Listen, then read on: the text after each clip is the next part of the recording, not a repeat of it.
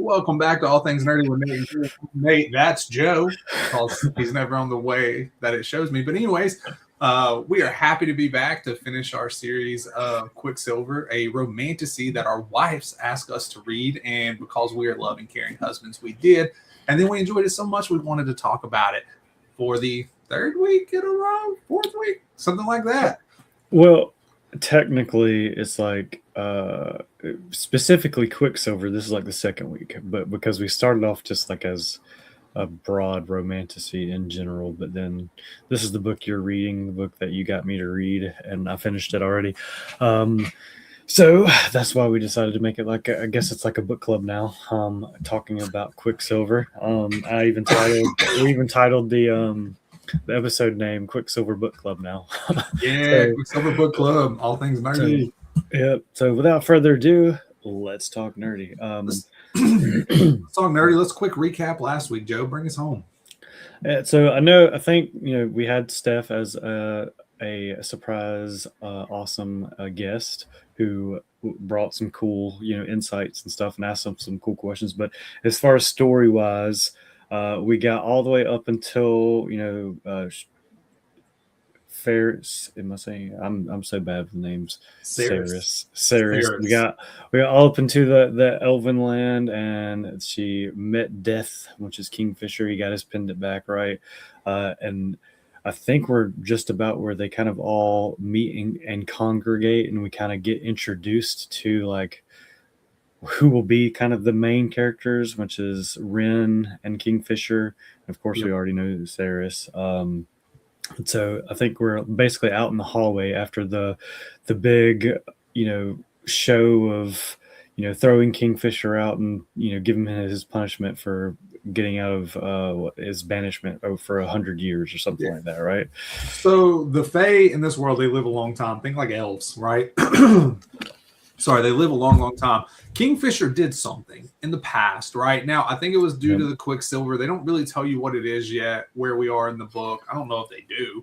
But he was like banished, exiled. They brought him, when he got Ceres out of Madra's castle by her lifting the sword or whatever, which broke the seal, stopping the Fae from crossing the worlds, right? When he brought her back, then Belicon marched him out, essentially threatened to kill him, behead him, and that's where Everlane was like, no, don't do this. And then what's the person's Oracle name? I don't remember her name, but the Oracle. The Oracle was like, oh, he will not die today, all this, putting on a full show for Belicon, who is the king, to save Kingfisher, right? And I will say, go ahead. It was at the behest of the Everlane. Like Everlane was basically like looking at her like, hey, do something.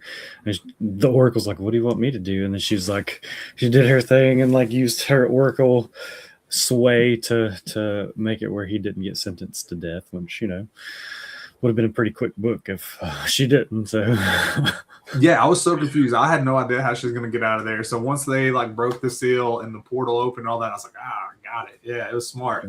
And then, like you said, we have been introduced to Ren now, who is like a chosen brother of Kingfisher, right? They grew up together. They've been friends for a long time, best friends. They are brothers, essentially. Like me and Joe, we're brothers, right? Stuff like that. And what's funny is, so I am listening to the book because I don't have the attention span to open it and read it. But Joe read it. When you listen to it, Ren has like a Scottish accent. And Joe had no idea last time, the little things you don't even think about, the subtle differences. Like in my mind, what would Ren have sounded like, right? And like I have a voice for Ceres, I have a voice for Kingfisher, I have all of that. Joe did not. So I thought that was kind of cool. But yeah, they have met. I will say the way they wrote it, right? When you were first reading it, Joe, did you sense like a weirdness between Kingfisher and Everlane? Yeah, I thought they were like a thing. I did too. I thought they were going to be like lovers and friends, right? Like, yeah, I definitely thought there was something in there. But then, like in my head, I was like, no, he's definitely going to be like with Ceres. But it just seems like they are. But I mean, there is a thing between them. We guessed the wrong thing, I guess. Yeah, I mean, knowing how, like, I guess books, movies, all that work in your mind, you're like, okay, he will be with Sarris at some point, right? In my mind, Sarris is going to be a home wrecker, right? Like, I'm going to just slide in, get what's hers, and be good with it. Right? No, it's like, I don't know how this romantic world works, but I think I can figure it out real quick. Yeah, I was like, hey, like, it's not right, but if he's been away, they're not really a thing. Maybe they were like forced into marriage. Maybe they have an open relationship. I don't know. I didn't know. Yeah. But then it tells us the actual relationship, right? Which makes the writing weird because they definitely wrote it to make you think like there was a little something, right? A little something. So when you find out they're brother and sister, it kind of gives you like, ugh. Like, oh, well, no, I think it just kind of I did agree with you. Like at first, I was like, "There's something going on," but then like it just kind of reiterates how good of a writer she is because like how taboo Kingfisher is. Like she makes you feel that, like because Kingfisher, the story, like his background and how, Everlane doesn't even want to say out loud that that's her brother, basically. Like he's such a like taboo person in their realm that she doesn't even want to claim him basically out loud. Now, personality, like she does love him. That is her brother, but she does like she basically can't say it's like Voldemort or something. Like they're half brother and sister, right? If I remember correctly. So the King Bellicon forced Kingfisher's mom to come to the kingdom to marry him, right? Like I guess his dad died or something, or Kingfisher like killed him, or not Kingfisher, but Bellicon like killed him. I don't know. I don't remember. Yeah, Bellicon basically forced him to go into where Sarris is from. I can't remember the desert play. Yeah, the third worst, not necessarily third ward, but that whole realm, and then locked him away and assumed, sent him to his death basically, and then forced his mom to come move and take. And he said, "Bring everything you have," which included a kid. And I mean, he's basically the redheaded stepchild, just without the red hair. Yeah, and he's hated him ever since. He states that in the book that Bellicon has hated him, has been jealous of him, has treated him poorly, all of that, right? And then when Bellicon is marching him around, I guess the court or whatever, talking about how he's going to kill him and all that stuff, like Fisher's not even phased. He's like, I've done this before. Yeah. And Bellicon's the reason he went through the Quicksilver without one of the a relic or a relic. Yeah, one of the relics to begin with. Like they mention it, they don't really explain why or like why he forced him to do that. I guess it was just part of Bellicon, like being a hate you go kind of thing. But that is why, he is a little insane without his relic around his, the chain that he has, is that Bellicon forced him to go into the Quicksilver. So they briefly tell us about kind of the side effect of that for Fisher. Now, a lot of people couldn't handle it the way Fisher did. Right now, Fisher went mad. That's true for a little bit. But like he has voices in his head, he hears it and all that. But on the side note of that, which we're getting a little ahead here, but Sarris also, which we're getting close to where you hear this and see this, but Sarris hears the voice of the Quicksilver as well. So is it that he hears voices, or that the Quicksilver is just speaking to him like it does Sarris? Maybe he is an actual alchemist as well. Well, I don't want to spoil anything, but it does explain a little bit more about that, like later in the book. I guess you're in chapter like 27, I think you said. 24, 25. Yeah, so it does a little bit later. It does kind of circle back to that moment you're speaking. So you're speaking about like when they, basically they in that court where they saved Kingfisher. They also told Sarris that she has to help uncover the secrets behind the Quicksilver and help open the portals to all the other Quicksilver portals. Basically, that's what the king has stated. Yeah, and to backtrack, this comes from her ability. So when she grabbed the sword in the castle, she like melted it essentially. So she is an alchemist. Kingfisher knew from the moment that seal broke that there was an alchemist.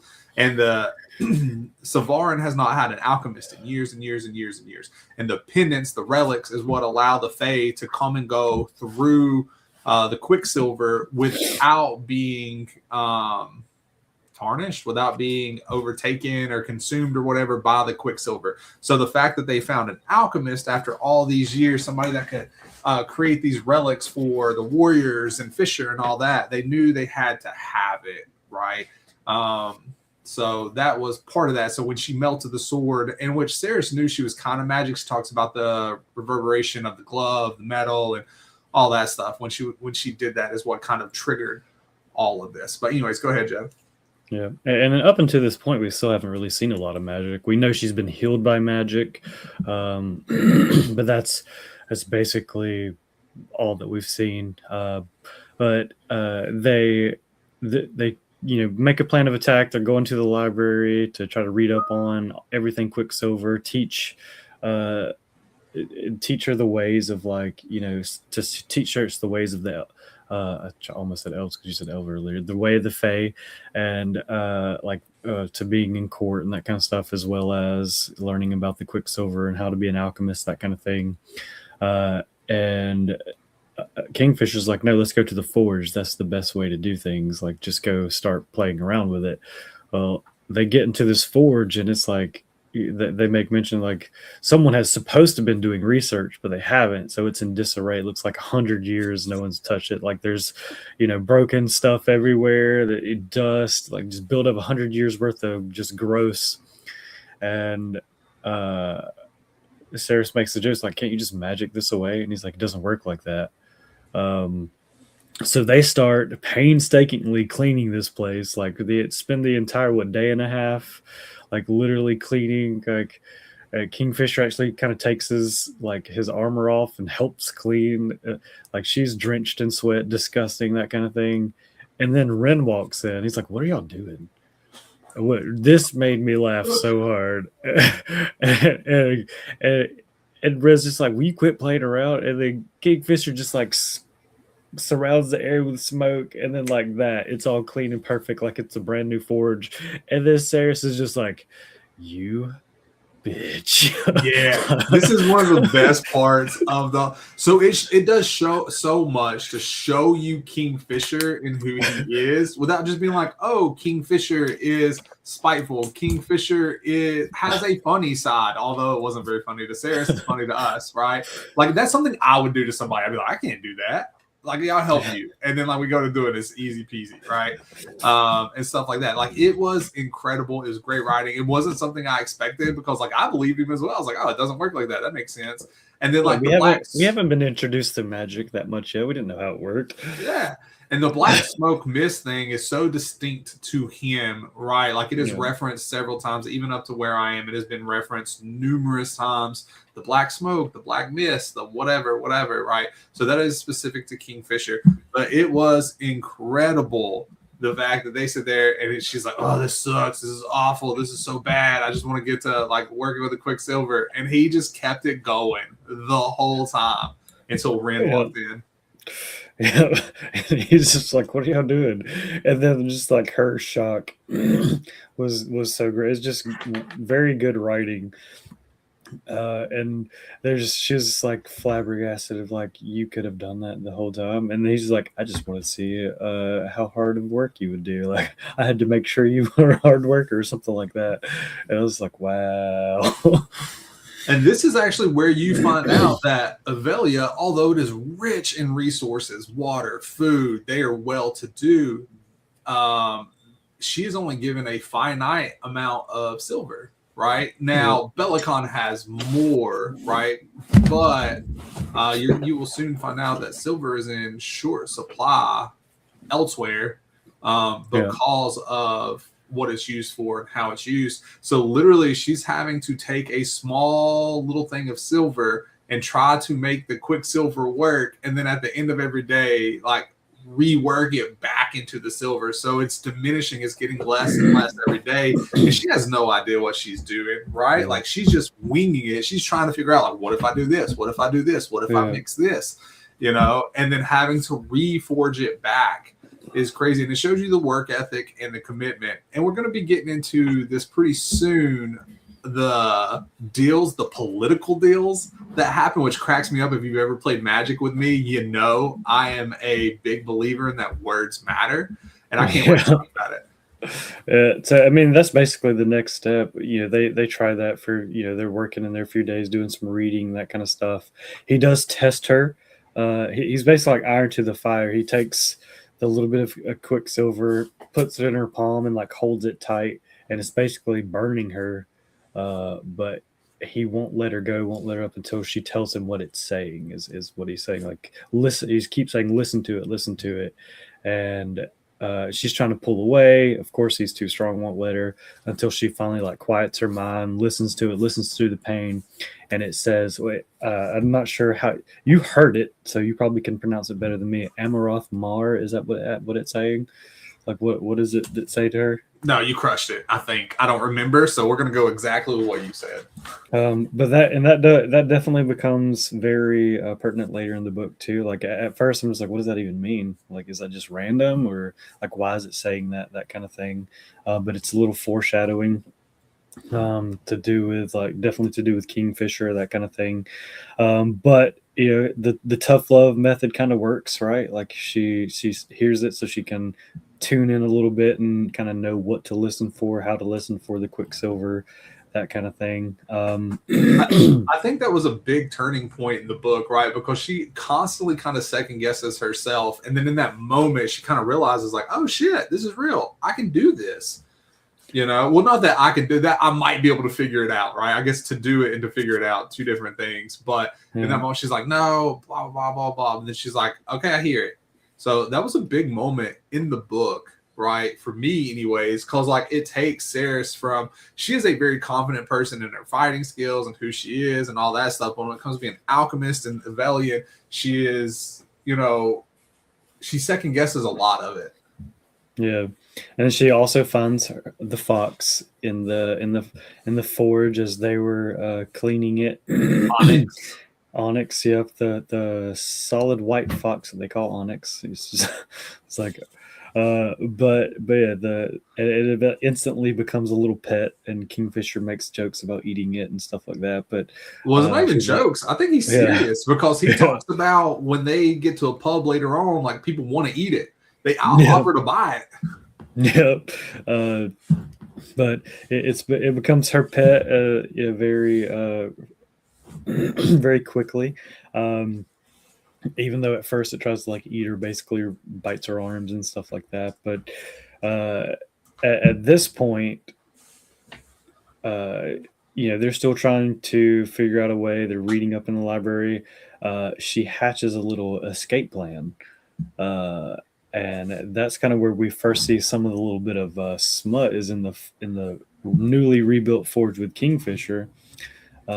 She, like, I mean, I don't know how in depth we want to get into the smut part of it, but it's not even smut. Like, yeah. So I'm like you. I was like, oh, the smut is smutting. It's great. And my wife's like, sir. Yeah, it's a warm up basically. She's like, that's not even smut. That is not smut.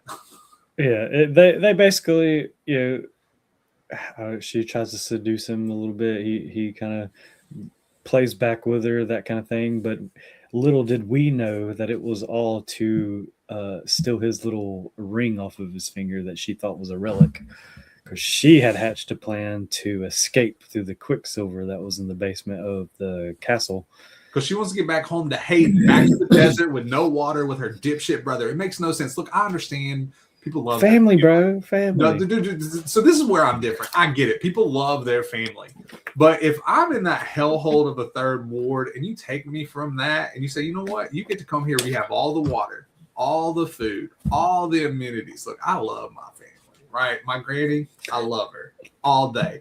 But I'm not fighting to go back to the desert where I get 6 ounces of water a day, where I'm fighting to survive. That makes no sense. No way am I trying to leave. You just put me in a good spot. I elevated my position by happenstance. That doesn't happen often. I'm taking that. I'm keeping that. I'm making the most of it. I'm going to be the best freaking forger, blacksmither in all of Avelia.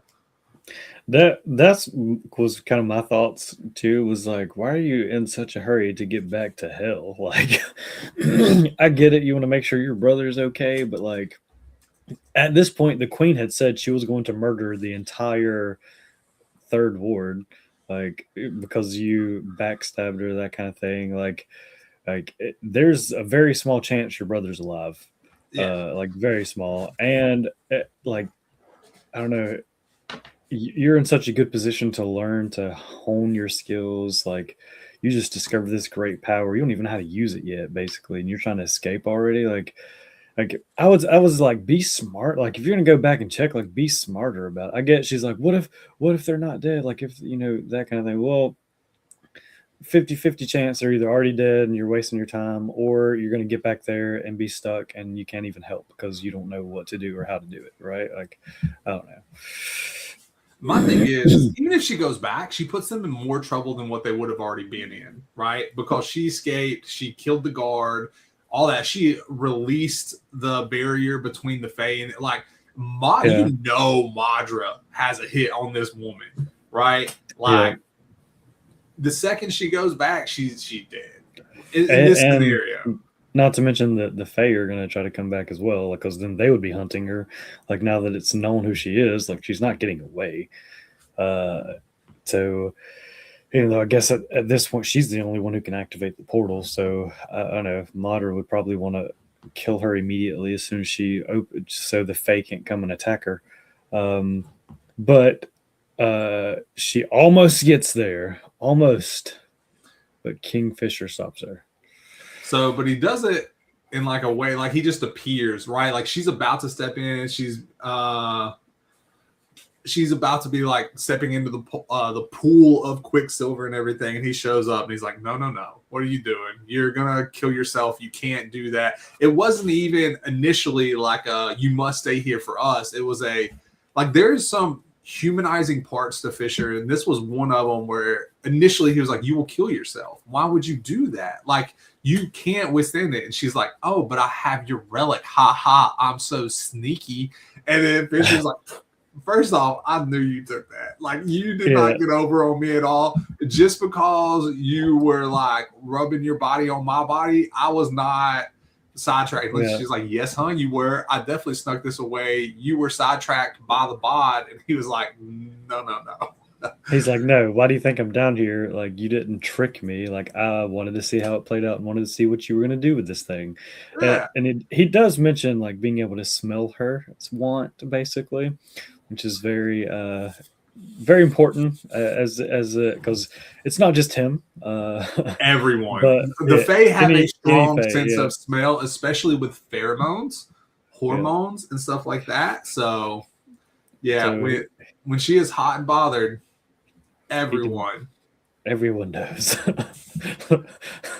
which it's super funny, like the part after this as well. It's like more foreshadowing and stuff, but so this is where you're probably one of your favorite parts comes in, where he's like, look, you're an idiot, that relic isn't even a relic, like it's fake, even though he had told Everlane that it was a relic. Like he lied, basically. Like, so he had passed through the Quicksilver yet again without the protection of a relic.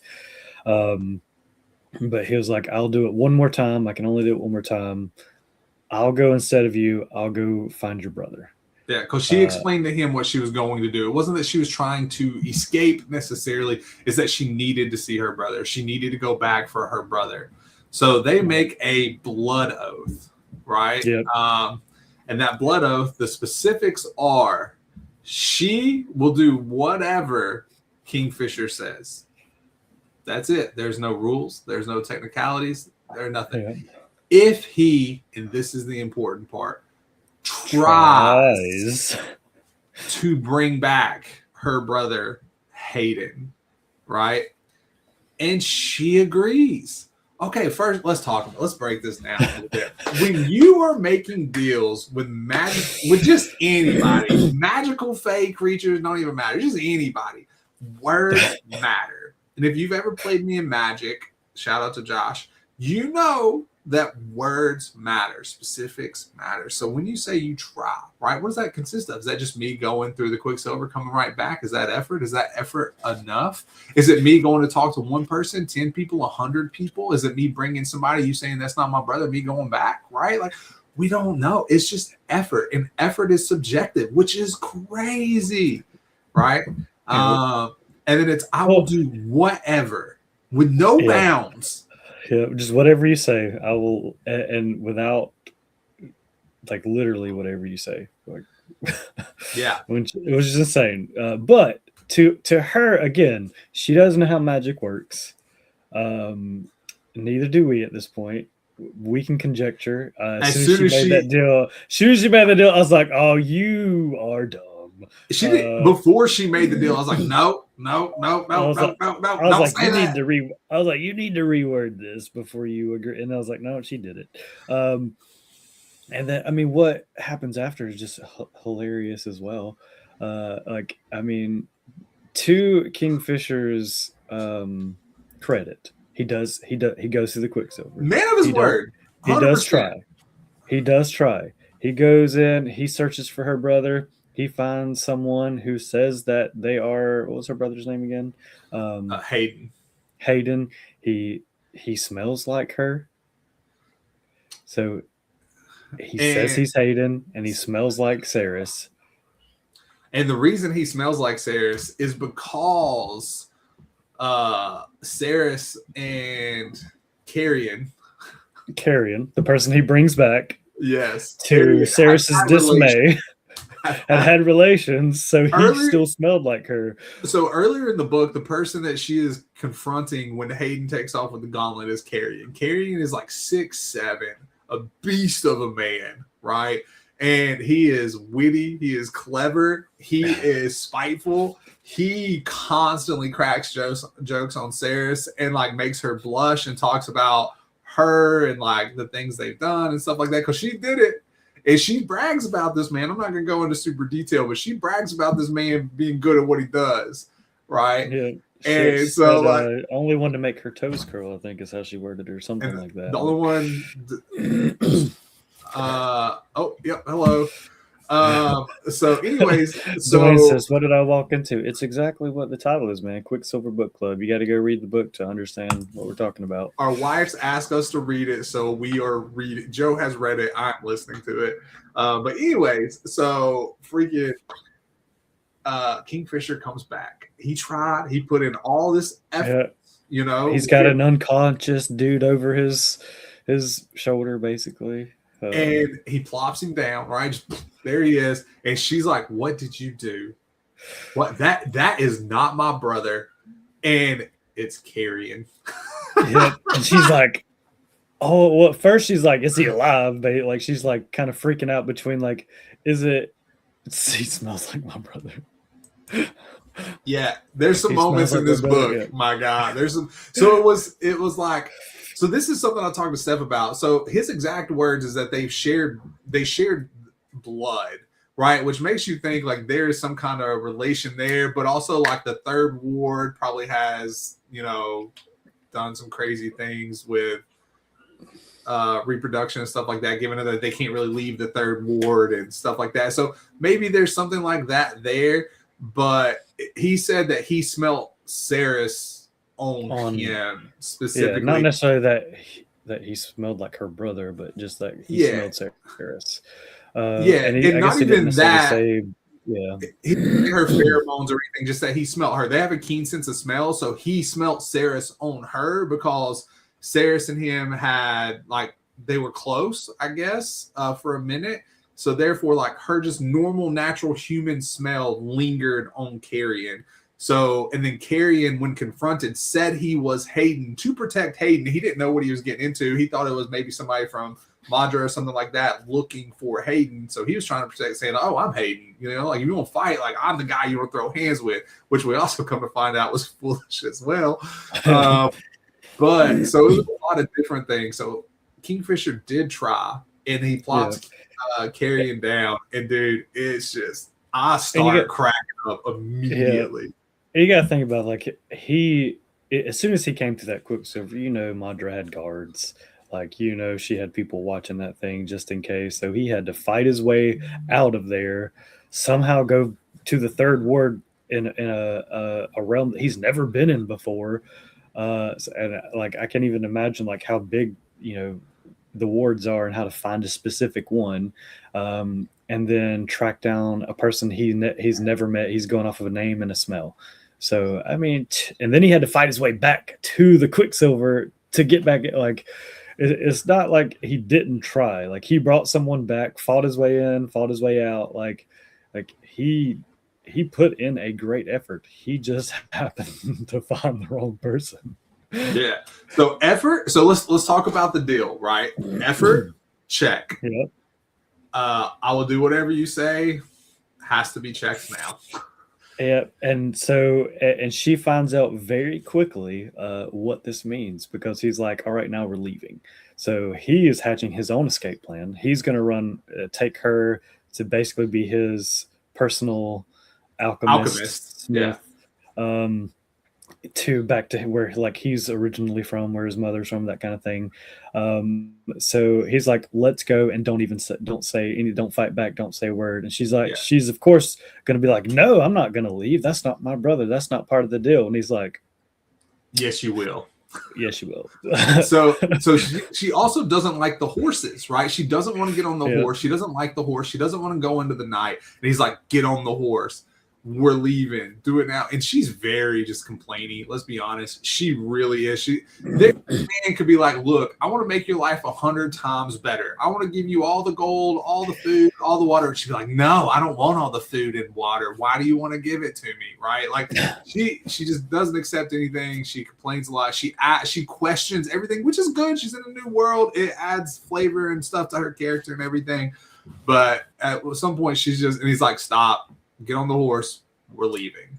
And her body forces her to do it. She talks through the process. I don't want to do this. I'm telling my body not to do this. And then my body does it anyways.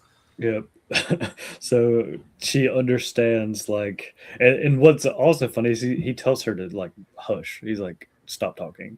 And like she's like talking in her head, like, I want to say these things, but they're just not coming out. So it just kind of was like, yep, you walked right into that. Didn't even know what you were doing. And then she kind of understands the gravity of what she has now agreed to. And she's appalled, of course. Like now she's basically a slave to Kingfisher. But they begin the journey back to his land, which they have to.